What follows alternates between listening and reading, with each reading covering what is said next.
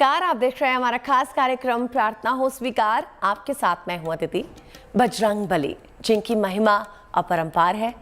मान्यता है कि श्री राम के जन्म के ठीक 6 दिन बाद रुद्र अवतार पवन पुत्र हनुमान का जन्मोत्सव चैत्र माह के शुक्ल पक्ष की पूर्णिमा के दिन मनाया जाता है, जिसे पूरे देश में हनुमान जयंती के पर्व के रूप में मनाने का विधान बताया गया है।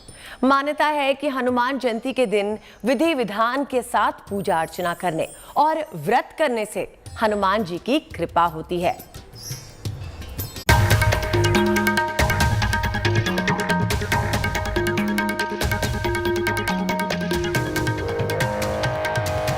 हनुमान जी महाराज की जय, बजरंगबली की जय। सज गई है हनुमानगढ़ी। देश भर के हनुमान मंदिरों में रौनक दिख रही है।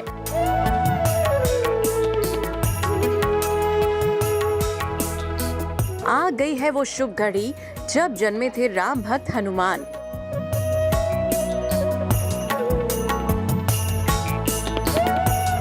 सवारने रामचंद्र के काज, लिया आंजनेय ने अवतार।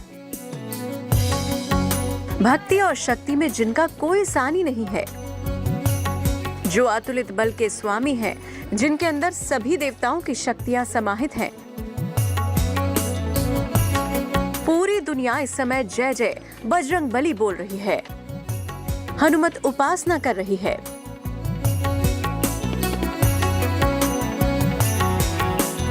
चैत्र का महीना हिंदू कैलेंडर का पहला महीना होता है। इसी महीने चैत्र माह के शुक्ल पक्ष की पूर्णिमा के दिन हनुमान जी का जन्म हुआ था।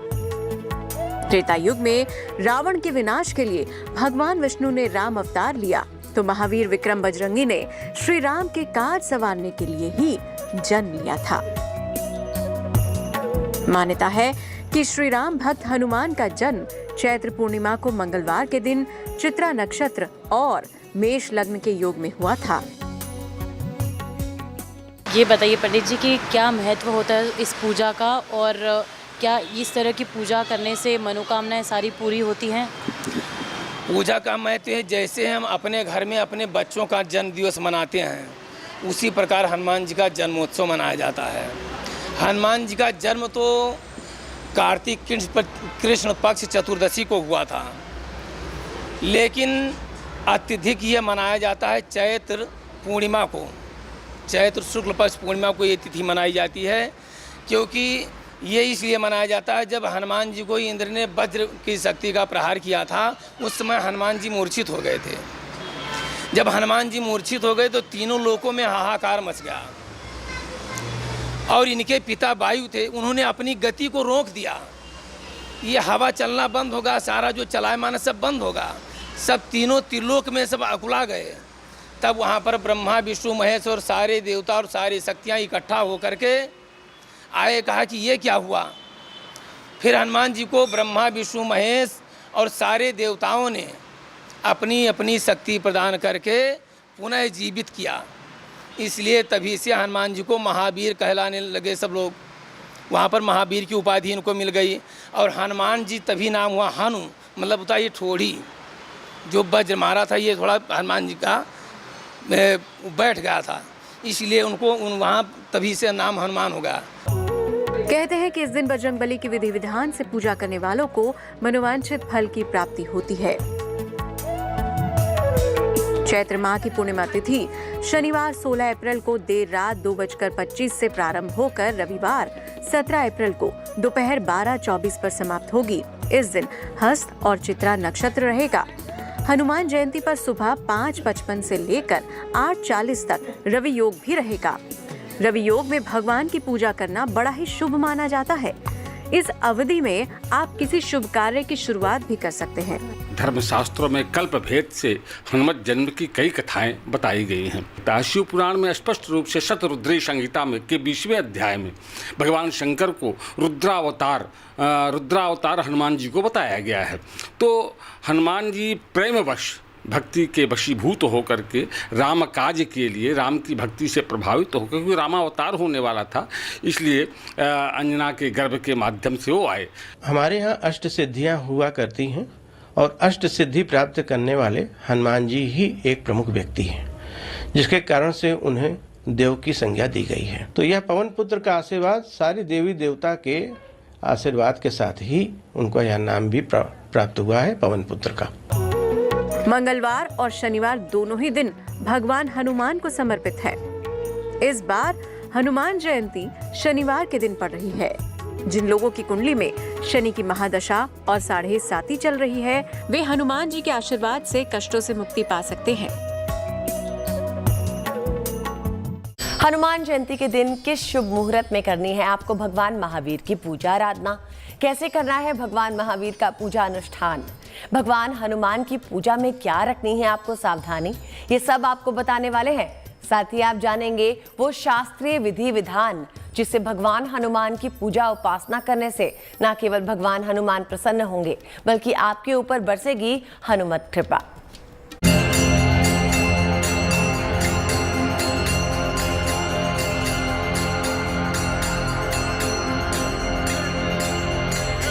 राम भक्त हनुमान की आराधना हर साधक को मुक्ति और मोक्ष दिलाती है। शुभ मुहूर्त में की गई संकट मोचन की उपासना सारे संकट हरने वाली मानी गई है। मान्यता ये भी है कि हनुमान जयंती के दिन शास्त्रीय विधि विधान के साथ की गई हनुमत आराधना हर मनोकामना पूरी करने वाली होती है। तो चलिए अब आपको बताते हैं कि भगवान हनुमान की पंचोपचार पूजा का सबसे सरल विधान। हनुमान जन्मोत्सव के दिन बजरंगबली पवन पुत्र की पूजा का बहुत महत्व होता है। अब ये पूजा कैसे की जाती है, क्या इसका विधि विधान होता है, ये सारी पूजा की प्रक्रिया क्या होती है, ये बताने के लिए हमारे साथ इस वक्त मौजूद हैं पंडित अंजनी कुमार जी, जो हमें बताएंगे कि किस तरह से ये पूजा का विधान होता है और क्या कुछ महत्व होता है हनुमान जन्मोत्सव के दिन बजरंगबली की पूजा करने का, ये भी इनसे जानेंगे। पूजा तो 4 प्रकार की होती है। एक मानसोपचार पूजा होती है और एक पंचोपचार पूजा होती है और एक षोडशोपचार पूजा होती है और एक राजोपचार पूजा होती है। तो हम यहाँ पर पंचोपचार पूजा करके आपको बताते हैं। पहले हम पवित्रीकरण करेंगे यजमान का, इसके बाद में उसका तिलक करेंगे, फिर स्वस्ति वाचन का पाठ करेंगे। स्वस्ति वाचन पाठ करने के बाद में हम संकल्प करेंगे। संकल्प करने के पश्चात गौरी गणेश की पूजा करेंगे। गौरी गणेश की पूजा करने के पश्चात कलश की पूजा करेंगे। फिर इसके बाद में हनुमान जी का पूजा करेंगे। तदेव लगनम सुदिनम तदेवा ताराबलं चंद्रबलं तदेवा विद्याबलं देव बलं तदेवा लक्ष्मीपते ते युगम अस्मरामि लाभस्तेषां जयतेषां कुततेषां पराजया येषां दिव्रस्यामो हृदयस्थो जनार्दन यत्र योगेश्वरा कृष्णो यत् पार्थो धनुधरा तत् श्री विजयो भूतृभानी त्रिमतिमम अनन्या चिंतयन्तो मां येन पर्युपास्ते तेषां नित्याभियुक्तानां योगक्षेमं वहाम्यहम् अस्मृते सकल कल्याणं भाजनं यद् जायते पुरुषं तमजं नित्यं प्रजां शरणं हरिं सर्वे स्वारं कार्यस्ते भुवनेश्वरा देवादिं सिद्धिं ब्रह्मेचार्याद्रा विश्वेशं माधवं ढुण्डिं दण्डिपाणिं च भैरवं वन्दे काशीं गुहां गंगां भवानीं मणिकर्णिकां वक्रतुण्ड महाकाय सूर्यकोटि समप्रभा निर्विघ्नं कुरु मे देव सर्वकार्ये सर्वदा अक्षतम पुष्पम समर्पयामि।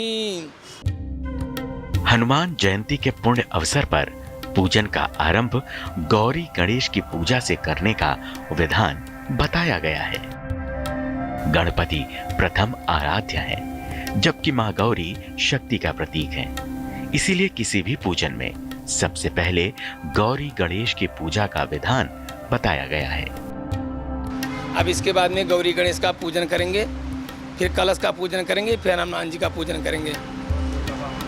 ओम गजाननं भूतगणाधिसेवितं कपीथजम्बूफलचारुभक्षणम् उमाश्रुतं शोकविनाशकारकं नमामि विघ्नेश्वरपादपङ्कजम् अम्बे अम्बिके अम्बालिके नामानस् कश्चन सचत्सुका सुभद्रिकां काम्पीलिवासिनीं हेमाद्रितनयां देवीं वरदां शङ्करप्रियां लम्बोदरजननी गौरी मामाहयाम्यहं श्रीगणेशाम्बिकाभ्यां नमः।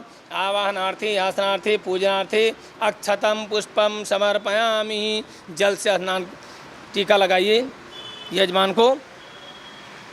येन बद्धो बलिराजा दानवेन्द्रो महाबला तेन त्वा बंधनामि रक्षे माचल माचल। अब इसके बाद में हम गौरी गणेश का आवाहन, फिर जल चढ़ाइए थोड़ा सा। ओम गंगा चायमना च गोदावरी सरस्वती नर्मदा सिंधु कावेरी जलशन संधम कुरु जलम स्नानम समर्पयामि। स्नानान्ते आचमनीयं जलम समर्पयामि। वस्त्र शीत्वा तु संत्राणं लज्जाया रक्षणं परं देहालंकरणं वस्त्रता शांतिं प्रक्षिमि। वस्त्रं समर्पयामि चंदन श्रीखंडं चंद्रम दिव्यं गंधाढ्यं सुमनोहरं विलेपनं सुरशेषं चंदनं प्रतिगृहीतामि। अक्षताश्च सुरश्रेष्ठा कुंकुमाक्ता सुशोभिता मया निवेदिता भक्त्या ग्रहण परमेश्वराक्षतं समर्पयामि। फूल माल्यादीन सुगंधीन मालत्यादीन प्रभु मयातान पुष्पाणि पूजार्थं पुष्पं समर्पयामि। धूप ओम चंद्रमः मनसो जात शिशुः सूर्यो रजायतः श्रोत्रादश्च प्राणश्च मुखार्दग्निरजायता। धूपं दीपं दर्शयामि हस्तं प्रक्षालयामि। नैवेद्य शर्कराखंड खाद्यानि दक्षिणघृताञ्च आहारं भक्ष्यभोज्यं नैवेद्यं समर्पयामि। नैवेदान्ते आचमनीयं जलं समर्पयामि। गौरी गणेश की पूजा के बाद कलश की पूजा होती है। कलश को सभी देवी देवताओं का प्रतीक माना जाता है। समुद्र मंथन में अमृत कलश में ही निकला था। साथ ही ऋग्वेद कलश में सभी देवताओं के वास को मानता है। इसीलिए कलश की न केवल स्थापना होती है बल्कि पूजन भी होता है। कलश पूजन करेंगे थोड़ा छोटा सा। इसके बाद में हरि ओम कलशस्य मुखे विष्णु कंठे रुद्रा समासिता मूले तुज स्थो ब्रह्मा मध्ये मादगला स्मृता कुक्षौ तु सागरा सर्वे सर्वदीपा वसुंधरा ऋग्वेदो यजुर्वेदा सामवेदो वर्णा अंगैश्चा संहिता सर्वे कलशं तु समासिता अत्र गायत्री सावित्री शांति पुष्करिता आयन्तु मम शान्त्यर्थं दुरिच्छय कारका गंगे च यमुना च गोदावरी सरस्वती नर्मदा सिंधु कावेरी जलेस्मिन् सन्निधिं कुरु सर्वे समुद्रा सर्वतीर्थान् जलदा नदा आयन्तु मम शान्त्यर्थं दुरिच्छय कारका। ओम वरुण देवताभ्यो नमः। आवाहनार्थी आसनार्थी पूजनार्थी अक्षतं पुष्पं समर्पयामि।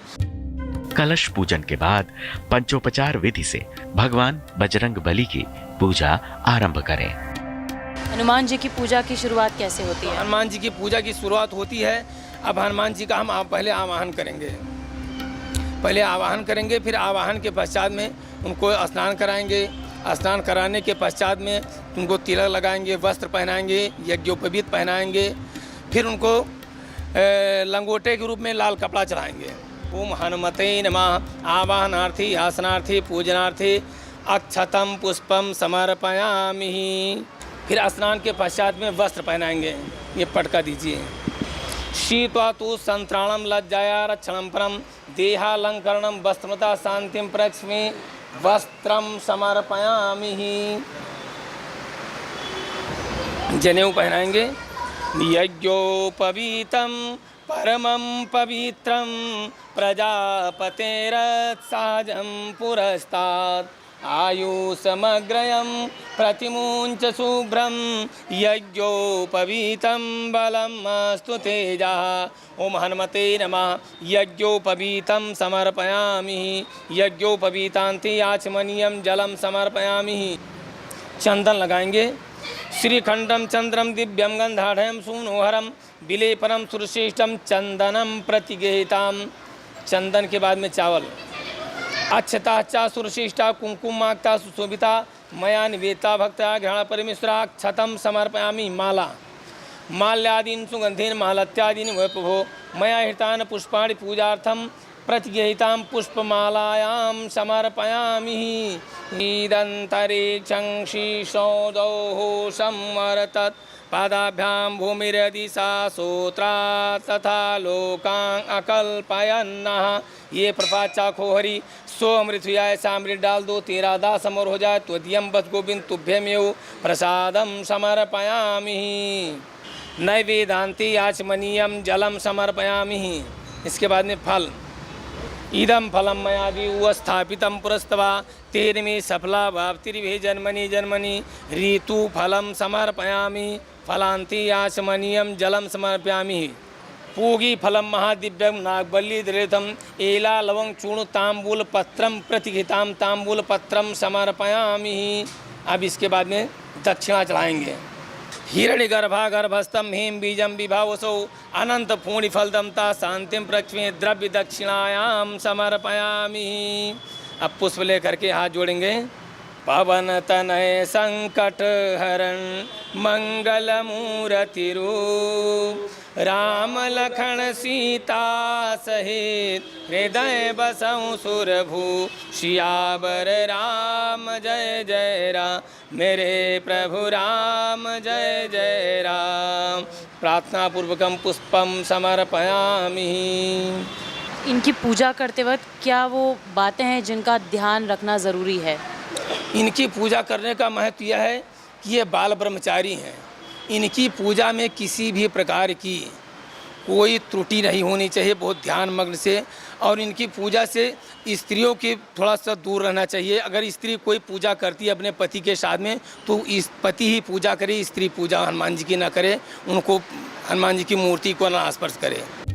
भगवान हनुमान की पूजा न केवल मनोकामना पूरी करने वाली मानी गई है, बल्कि इससे मानसिक शांति और सफलता का वरदान भी मिलता है। तो देखिए, बजरंगबली की आराधना करने से आपके सभी संकट दूर हो जाएंगे, वो आपके संकट हर लेंगे। और इसी तरह की पूजा हमें अभी पंडित जी ने बताई है। उम्मीद करते हैं कि आपकी ज़िंदगी भी से भी सभी नकारात्मक चीज़ें, सभी परेशानियां दूर हो जाएं और आप सकारात्मकता की ओर बढ़ें। आप सभी को हनुमान जन्मोत्सव की बहुत बहुत शुभकामनाएं। कैमरा पर्सन अभिषेक बाई के साथ दिल्ली से तेजश्री पुरंदरे।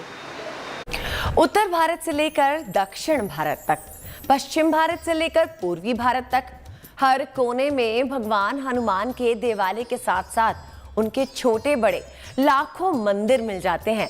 इनमें कुछ के साथ कही सुनी कहानियां और चमत्कार जुड़े हैं, तो कुछ अपने भक्तों को असीम शांति का एहसास करवाते हैं। शायद इसीलिए हर झोली भरने वाले महावीर भगवान कहलाते हैं।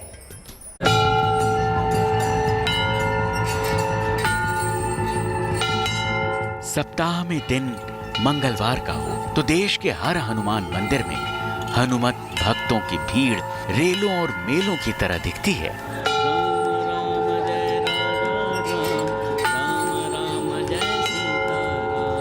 कहते हैं कि भगवान हनुमान का जन्म मंगलवार को हुआ था।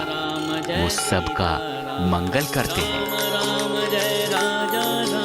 इसीलिए हनुमान को एक और नाम मिला, मंगल मूर्ति, मंगल करता। लेकिन हनुमान को हनुमान बनाने वाली दैवीय शक्तियां हासिल कैसे हुई? इसके पीछे बहुत ही रोचक और पौराणिक कथा है। कथा कहती है कि माता अंजनी के पुत्र हनुमान शिवांश थे, इसीलिए सृष्टि के सभी देवों ने हनुमान को अपनी शक्तियों से अनुग्रहित किया। भगवान विष्णु ने उन्हें भक्ति का वरदान दिया, तो भगवान ब्रह्मा ने उन्हें जब तक ब्रह्म रहेंगे तब तक जीवन का वरदान दिया। अग्निदेव से उनको अग्नि से संरक्षित होने का वरदान मिला। इंद्र ने हर हथियार से सुरक्षित रहने का वरदान दिया। यमराज ने काल से अभय का वरदान दिया। सूर्य देव से हनुमान को शास्त्रों का ज्ञान और तेज मिला।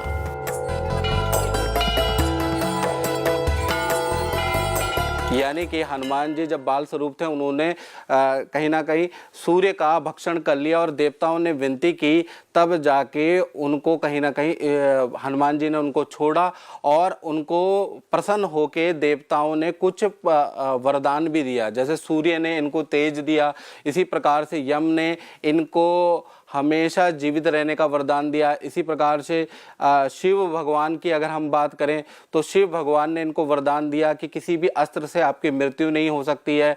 कुबेर ने इनको धन दिया। इंद्र ने इनको वरदान दिया कि किसी भी वज्र से, मेरे वज्र से आप पे कभी भी कोई प्रभाव नहीं होगा। इसी प्रकार से विश्वकर्मा ने इनको वरदान दिया कि मेरे द्वारा बनाए गए जितने भी अस्त्र शस्त्र हैं उनसे आपको कभी हानि नहीं होगी। इसी प्रकार से ब्रह्मा ने इनको वरदान दिया कि आप किसी भी तरह का रूप कभी भी बदल सकते हैं। वरुण ने इनको वरदान दिया कि आप कभी भी जल में डूब के मर नहीं सकते हैं। इस प्रकार से इनको देव की उपाधि मिली क्योंकि देवताओं से इनको वरदान मिले। भगवान हनुमान अपने अस्त्र गदा के साथ ही हर जगह नजर आते हैं, इसीलिए हनुमान को गदाधारी का नाम मिला। लेकिन भगवान हनुमान को ये गदा धन के देवता कुबेर ने वरदान में दिया था। साथ ही ये भी वरदान दिया था कि किसी भी युद्ध में हनुमान की पराजय असंभव रहेगी। महावीर हनुमान कपीश्वर हैं, यानी वानरों गणों के वानर सेना के सेनापति हैं हनुमान। उनकी इच्छा और उनकी क्षमता से कुछ अछूता नहीं है। इसलिए कहते हैं कि महावीर की कृपा पात्र इंसान हर किसी को पीछे छोड़कर हर क्षेत्र में सफल होता है। लेकिन हनुमान को हनुमान नाम मिला कैसे? उसके पीछे की कथा भी काफी रोचक है, जो भगवान सूर्य से भी जुड़ी है और भगवान इंद्र से भी जुड़ी है।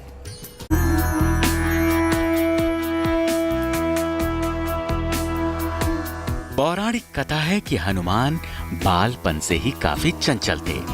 वानर जाति से जन्म के कारण हनुमान में चंचलता और चपलता ज्यादा थी। इसी चपलता की वजह से उनको नाम मिला हनुमान।